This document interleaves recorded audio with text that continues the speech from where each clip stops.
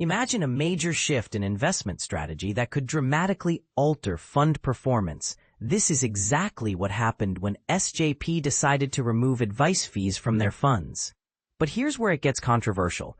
While many see fee reduction as an obvious win for investors, the real impact on fund returns and investor outcomes is far more complex and often misunderstood.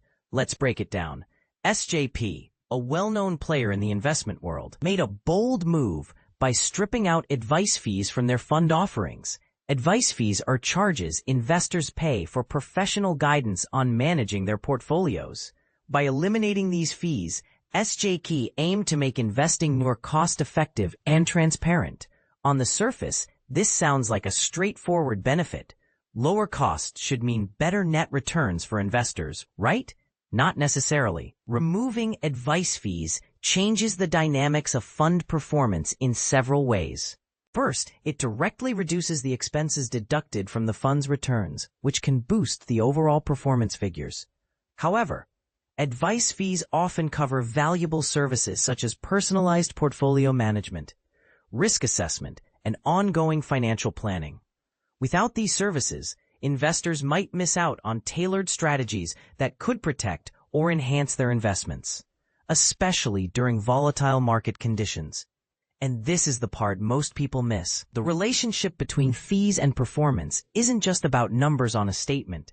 It's about the quality of advice and support investors receive.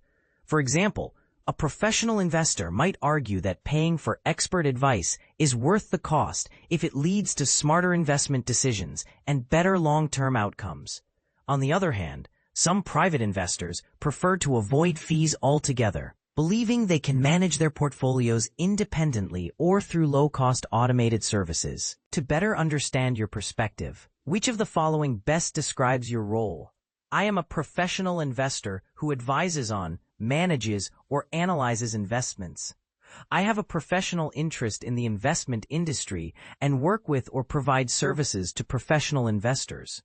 I'm a private investor who manages my own investments. Knowing your background helps tailor insights and advice that fit your unique needs. If you want to stay informed with breaking news, in-depth analysis, and thought-provoking commentary from our award-winning team and top industry experts, consider subscribing to our email updates.